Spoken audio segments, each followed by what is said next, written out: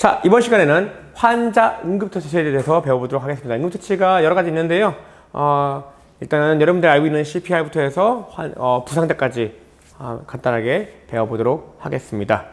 응급처치의 필요성. 당신은 환자의 생명을 구하거나 지킬 수 있다.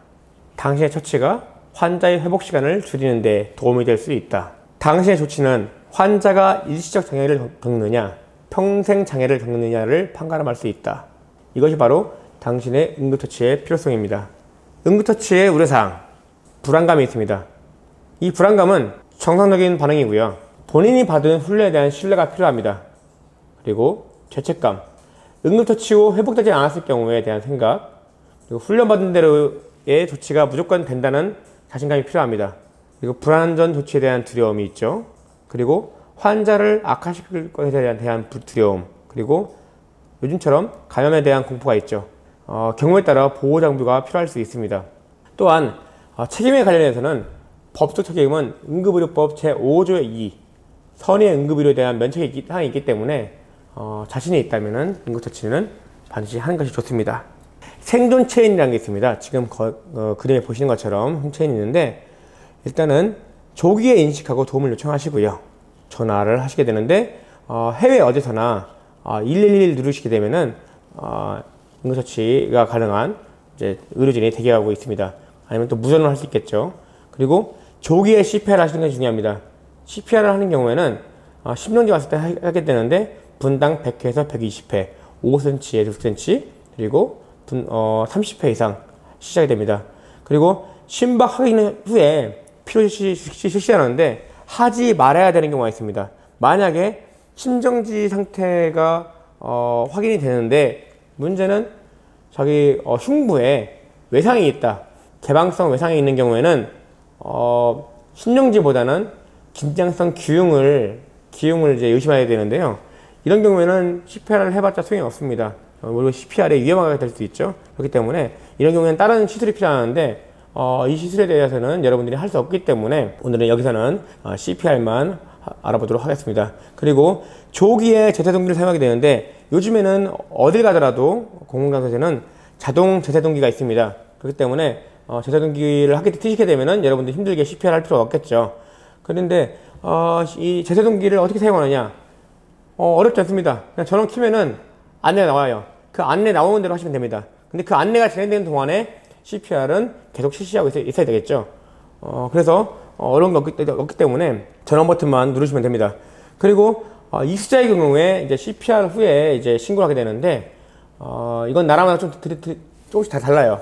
환태평양 지역에 같은 경우는 뭐 익수 CPR가 2분 이내, 뭐 유럽 같은 경 1분 이내인데 이건 뭐 중요하지 않고, 일단은 제일 중요한 것은 CPR을 우선 실시하면서 신고하는 것이 중요합니다. 자, 생존 체인을 이제 한번 알아보겠습니다. 국내에서와 해외에서가 약간 달라요. 다른데 그냥 기본적인 내용이 같기 때문에 일단 첫 번째, 심정지 예방과 이제 조기 발견이 중요합니다. 왜냐하면 심정지 상태에서는 가장 빨리 발견하고 빨리 처치를 해야만 여러분들이 그분을 살릴 수 있는 확률이 높아집니다. 늦을수록 생존 확률이 떨어지게 되겠죠. 두 번째, 신속한 신고가 필요합니다. 그리고 세 번째는 신속한 심폐소생술을 실시하게 되고요. 네 번째, 그리고 이거는 제세동기가 필요한데 솔직히 사람이 하는 것보다는 제세동기가 하는 게 더 빠릅니다. 더 확실하고요. 그렇기 때문에 제세동기가 근처에 있는 게 좋겠죠. 아니라면은 빠르게 의료진에게 연결하는 것이, 인계하는 것이 제일 좋습니다. 그리고 마지막으로 효과적으로 전문 소생술 및 심정지 후 치료가 필요한데 이때부터는 병원 단계겠죠. 병원 단계에 들어가게 되면 이미 늦은 경우에는 뭐 많은 방법이 있지만 에피레닌 같은 주사 약물을 투여하기도 하고 에크모라고 해가지고 혈관에 강제로 산소를 주입하는 방법도 있습니다. 하지만 이거는 이제 병원에서 하는 방법이고 여러분들은 이제 CPR 단계까지만 하는 것이 되겠습니다. 일단은 응급처치를 하기 전에 동의를 구해야 되겠죠. 대응자 선언이라고 하는데 일단은 의식이 있는 경우에 아니면 성인인 경우에는 사전에 허락을 구해야 됩니다. 근데 만약에 이 사람이 요 구조자가, 요 조치자가 의식이 없다든가 아니면 어린 나이인 경우에는 일단은 암묵적 동의를 한 것으로 여기고 처치를 하는 것이 중요합니다. 근데 환자가 의식이 있어가지고 거부하는 경우에는 계속 대화를 하면서 환자 상태를 보면서 이제 병원 의료진에게 이제 신고하는 것이 중요하겠죠. 왜냐하면 사람에 따라서는 병원에서는 DNR이라고 하는데 심폐소생술을 포기하는 거죠. 그래서 이제 그 환자 거부할 수 있기 때문에 그런 경우에는 이제 대화를 하면서 이제 계속 그 119라든가 병원과 통화하는 것이 중요합니다. 지금 보시는 그림은 이제 처치 사이클이에요. AB, CABS라고 하는데 이건 EFR에서 하는 이제 서클입니다. 처음에 이제 기도 개방하시고 호흡을 하는지 안 하는지 확인하신 다음에 흉부압박, CPR이죠. CPR 실시하고 다시 또 CPR 하면서 하다 보면은 또 기도 개방을 또 다시 할 수 있어요. 왜냐면 몸이 움직이다 보니까. 그래서 기도 개방을 다시 또 하시고 만약에 필요하다면은 환자를 위한 구조호흡이 또 구조호흡을 2회 시작이 되는데 구조호흡을 최대한 깊게 천천히 내쉬기 위해서 한쪽 눈으로는 보면은 요 조치자의 흉부가 오르락내리락 하는 것을 볼 수 있습니다. 그만큼 보일 만큼 깊게 구조호흡을 하시고요. 그 다음에 출혈이 있는지 쇼크가 있는지 척추 부상이 있는지 이런 것들 외상 상태를 확인하는 것이 중요합니다. 이 서클은 119라든가 EMS가 오기 전까지 계속 반복해서 실시하는 것이 중요합니다. CPR의 처치 사이클을 보게 되면은 환자의 기도가 열려 있는가, 그리고 환자가 정상적으로 호흡하고 있는가, 그리고 흉부압박, 그리고 기도 개방. 근데 기도 개방 같은 경우에는 낙상 환자가 있어요. 뭐 절벽이라든가 바위가 떨어진 경우에, 그런 경우에는 경추, 척추에 부상이 있는지 확인할 필요가 있습니다.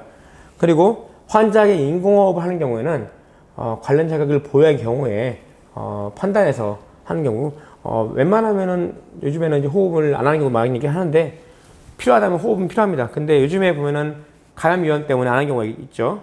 마지막에 할게 아까 말씀드린 출혈과 쇼크, 척추 부상 확인을 하는 것이 중요합니다. 앞에 서클을 제가 풀어서 설명해 드렸습니다. 후 조치는 출혈과 쇼크부터 오겠습니다.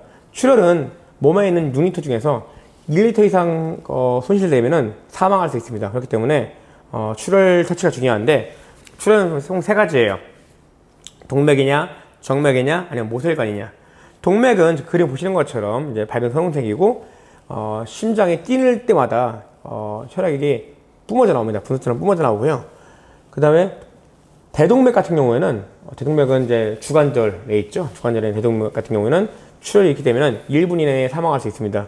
그 다음에 정맥 같은 경우에는 피가 선홍색이 아니라 약간 암적색, 약간 어두운 적색이라고 하는데 상처에서 계속 흘러요. 흐르는데 심박이 올 때마다 이건 동맥 같은 경우는 뿜어져 나오는데 정맥은 꿀렁꿀렁 하면서 이제 나오게 됩니다. 용암 오르듯이. 그리고 모세혈관 같은 경우는 피부 같은 데죠. 피부가 까지가 하게 되면 발생하게 되는데 보통 그냥 스며 나오면서 이제 출혈이 생깁니다. 이럴 경우에는 압박지혈이나 아니면 이제 냅두면은 자연적으로 지혈됩니다. 또 크게 중요하지 않았는데 부위가 크다면은 지혈할 필요가 있겠죠. 그리고 쇼크는 빠르고 약한 맥박이 계속 뛰게 됩니다. 또 창백하거나 푸른 조직이 생기고요. 피부가.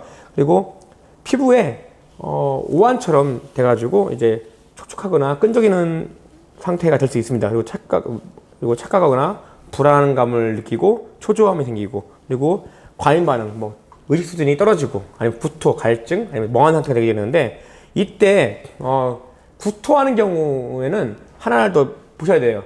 머리에 상처가 있나 없나 보셔야 됩니다. 머리 쪽에 두부에 상처가 있다면은 예를 들면 뇌진탕 아니면 이제 뇌출혈 같은 경우가 있을 수 있기 때문에 그런 머리 상처도 확인하시게 됩니다. 그리고 그냥 일반 쇼크라면은 환자 안정이 제일 중요해요. 체온 유지하고. 그래서 다리를 높게 그 그림처럼 다리를 높게 하시고 누워가지고 체온 유지할 수 있도록 뭔가로 덮어주는 것이 중요합니다. 그 다음 또 중요한 게 하나가 척추 부상자예요. 척추 부상의 경우에는 걔네 움직였다가 더 나중에 이 사람이 살아났다 하더라도 심각한 후유증이 일으킬 수 있기 때문에 척추는 조심해야 되는데요.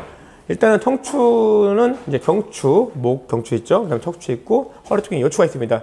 다 마찬가지입니다. 어느 한 곳이 이제 부상이 있게 되면은 그 밑으로 이제 마비가 될 수 있기 때문에 조심하시고요. 이런 판단은 어떻게 하냐면 의식 상태를 확인하십니다. 근데 의식이 없어 기절을 했다. 낙상했는데 기절을 했다면은 척추 부상을 반드시 의심하시고, 그 다음에 의식이 있는데 호흡이 곤란하다, 시야가 흐리다, 신체 일부분의 기능에 장애가 왔다, 두통, 구토, 균형감을 상실했다, 그리고 수지가 따끔거리다. 수지는 이제 손가락, 발가락이죠. 그리고 따끔거리는데 아니면 감각도 없다. 뒷목에 통증이 있다 이런 경우에 척추 부상을 의심하시는 게 좋습니다. 근데 아까 말씀드렸지만 두통이 있는 두통과 구토가 있다 이런 경우에는 척추뿐만 아니라 머리에 충격이 있는지 없는지 확인하시는 게 중요합니다. 왜냐면 머리에 충격을 받은 경우에는 뇌출혈로 갈 수 있기 때문에 그때는 빠르게 병원 후송해서 CT 촬영 후에 뇌출혈이 있는지 없는지 확인할 필요가 있습니다. 또 척추 부상자가 하더라도 반드시 필요한 경우 아니면은 환자를 옮기지 않는데 만약에 이수자 물에 빠져 있다 아니면 그 지역이 위험한 지역이다 냅두면은 크게 다칠 수 있다 그런 지역에서는 환자를 옮길 수밖에 없겠죠. 근데 들 것이 있다면 괜찮아요. 근데 들 것이 없다 그런 경우에는 로그롤이라고 하는 거 있습니다. 지금 사진에 보시는 것처럼 머리를 한 분이 머리를 잡고 여러 사람이 한 번에 몸을 굴리게 되는데요. 이때 경추부터 요추까지 흔들리지 않게 사람을 굴려서 안전한 쪽으로 옮기게 됩니다. 근데 로그롤은 근거리 이동 때만 가능하고요. 뭐 좀 먼 지역을 이동한다면은 반드시 들것을 만들거나 아니면 들것을 이용해서 가는 것이 중요합니다. 이때 반드시 목을 보호해서 척추가 움직이지 않도록 하는 것이 중요하겠죠. 또 긴박한 상황에서 예를 들면 이제 건물이 무너져 내려졌다든가 아니면 테러 상황에서 환자가 많습니다. 그런 경우에는 내가 이 환자를 처치할 시간이 없어요. 나도 빨리 도망가야 되고 그런 경우에는 리커버리 포지션을 해가지고 회복 자세를 만들어줍니다. 지금 그림에 보시는 것처럼 사람을 옆으로 뉘어서 쓰러지지 않게 해놓으면은 혼자 자가호흡이 가능합니다. 그렇기 때문에 나중에 깨어날 수 있어요. 그래서 이 상태로 만들어 놓고 자리를 이탈하시는 것이 중요합니다. 이거는 한 번씩 연습해 보시면은 되게 쉬울 겁니다. 여러분들 옆으로 주무실 때랑 비슷해요. 또 요즘에 CPR보다 더 중요하다고 여기는 건데 지혈대 사용이 중요합니다. 지혈대는 여러 가지가 있는데요. 예전에 보면은 그냥 허리띠나 벨트, 붕대 가지고 지혈했었는데 요즘에는 지혈대가 많이 나와 있습니다. 좋은 거 나와 있어서 요즘 미 육군 외상연구소에서 사용한 이제 보통 CAT 지혈대라고 하죠. CLT 지혈대도 있고 소프티, EMT가 있습니다. 근데 EMT 지혈대는 의료기관에서 많이 사용하게 되고 가장 많이 사용된 것이 이제 CAT 지혈대라고 합니다. 토니켓이라고 하는데 아니면 이제 소프티 지혈대가 있습니다. 이 지혈대는 실습 영상을 보면서 한번 배워보도록 하겠습니다. 지혈대가 보통 두 가지 정도 많이 쓰게 됩니다. 이게 보이시는 게 바로 토니켓, 그러니까 이제 CAT 지혈대라고 하는데 가장 많이 쓰이고요. 그 다음에 이거는 소프티 지혈대입니다. 이 지혈대는 좀 큰 사람들, 큰 관절, 뭐 허벅지라든가 많이 사용하게 되죠. 더 튼튼한 겁니다. 한번 이거를 어떻게 사용하는지 한번 보여드릴게요. 일단 팔에 외상이 있다, 출혈이 있다. 근데 보면은 옛날 보면은 이제 지혈 그 출혈 위치에다가 직접 압박하게 되는데 그런 거는 지혈이 잘 안 됩니다. 그건 이제 관절이기 때문에 관절 같은 경우는 반드시 지혈대를 사용해서 치료하게 되는데 급하잖아요. 급할 경우에는 일단은 이제 보시면은 보통 지혈대를 사용하기 편하게 하려고 이제 평소렇게 말아놓습니다. 말아놓는데 지혈 상황에서는 딱 펴가지고 펼칩니다. 펼치고 여기 보시면 원이 나오죠. 원이 나오고 여기 고리가 있어요. 이 고리가 바깥쪽으로 가게 해서 출혈 부위 된 쪽에 팔을 넣습니다. 출혈 위치가 밑이든 위든 상관없습니다. 가장 안쪽으로 해서 안쪽으로 보시죠. 안쪽으로 하는데 지혈은 왜 안쪽으로 하게 되면 밤이 나오는 상황에서는 언제 위치를 잡을 수가 없어요. 그렇기 때문에 무조건 최대한 안쪽으로 해서 당겨줍니다. 최대한 많이 당겨줘야 감는 시간을 줄일 수 있어요. 당겨줘서 다 당겼죠. 당긴 다음에는 이 봉을 지혈자를 돌려줍니다. 이 돌리는 거는 연습할 땐 그런데 원래는 최대한 많이 돌려가지고 피가 안 나올 때까지 돌립니다. 그때는 되게 아파요. 아플 때까지 돌려주시고 근데 아프다고 해서 풀어주면 안 됩니다. 그러면 피가 다 나오기 때문에 최대한 돌려놓고 여기 보시면 타임이라는 글자가 있죠. 여기다가 몇 시에 지혈했다 붙여주시고 이 나머지 끈은 정리해서 넣어줍니다. 끝난 거죠. 옛날에 보면은 막 지혈해서 막 당겨가지고 묶어 있었는데 지금 이렇게 나와 있어도 되게 편합니다. 그래서 이렇게 되는 거고요.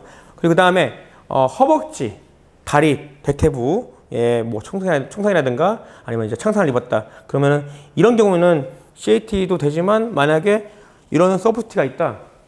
그럼 이게 더 편해요. 이게 더 크기 때문에. 근데 이거는 사용법은 똑같습니다. 똑같은데 지금 다리 같은 경우는 이제 그냥 되는 게 아니라 다리가 다치면 아플 수 있거든요. 그렇기 때문에 이건 아예 풀어버려요. CAT 같은 경우는 완전히 풀어주고 이런 소프트는 고리가 있어요. 고리를 빼서 풀어줍니다. 그리고 마찬가지로 끈이 바깥쪽으로 가게 해서 맨 위쪽으로 걸어줍니다. 이때 중요한 건 뭐냐면 이 주머니에 이제 뭐 휴대폰이라든가 열쇠라든가 볼펜이 있으면 안 돼. 아무것도 있으면 안 됩니다. 주머니 확인해가지고 아무것도 없는지 확인하시고 그 다음에 최대한 끌어올려가지고 당겨줍니다. 걸어주고 당겨준 다음에 마찬가지로 돌려가지고 최대한 돌린 다음에 출혈 없을 때까지 해놓고 걸어주면 끝납니다. 간단하죠? 또 재난 상황이나 이제 환자 응급 상황에서 환자를 호송해야 되는 경우가 있습니다. 환자 호송 같은 경우에는 긴급한 경우에 여러분들 직접 해야 되는데 아니면 이제 직접 호송이 필요한 경우죠. 뭐 구조대나 EMS의 지원을 받지 못한 경우에 환자 호송이 필요합니다. 이것 또한 여러분들 이제 실습을 하면서 보도록 하겠습니다. 네, 지금 이 상황은 대퇴부 다리를 다치신 분이 지원해놓고 뭐 골절일 수도 있어요. 걷지 못하는 상황이죠. 이런 경우에 2명이 이제 호송이 하게 되는데 제일 편한 걸 보면은 다친 다리가 있죠. 다친 다리를 멀쩡한 다리 위로 올립니다. 그러면 이 멀쩡한 다리가 부목이 되는 거예요. 그러면 앞에 계신 분은 이 부분만 잡아주면 됩니다. 들어 올릴 때. 그러면 한 명은 뒤에서 앉게 되는데요. 겨드랑이 사이로 팔을 넣어가지고 손목을 잡아주세요. 같은 쪽을. 여기도 같은 쪽을 잡아줍니다. 밑에 다리를 들어주시면은 자 동시에 올립니다. 하나, 둘, 으쌰. 이렇게 되면은 제가 안정된 상태로 호송할 수 있는 거죠. 빠르게. 환자를 업은 경우에는 장거리 이동이 힘들죠. 그런 경우에는 업으신 분의 뒤에 바지에 벨트라든가 바지 잡으셔가지고 들어주시면 좀 더 편합니다. 이 상태로 가시게 되면 더 먼 거리를 쉽게 갈 수 있겠죠. 네, 지금까지 긴 시간 동안 방송 보시면서 배워왔습니다. 총 4가지 과목을 배웠는데요. 이 4가지 과목은 각 과목별로 전문적인 교육이 또 따로 있습니다. 또 각 과목별로 라이센스가 있기 때문에 뭐 전문 교육이라든가 아니면 라이센스를 취득하실 분들은 관련된 교육기관에서 따로 봐주셔도 되고요. 이런 상황을 보시면은 감염병 상황에서 상황에 따라서 아니면 또 정보 지침에 따라서 바뀔 수가 있습니다. 그건 확실히 참고하시고 여러분들 건강하고 안전한 수련회 모임이 될 수 있도록 되길 바랍니다. 감사합니다.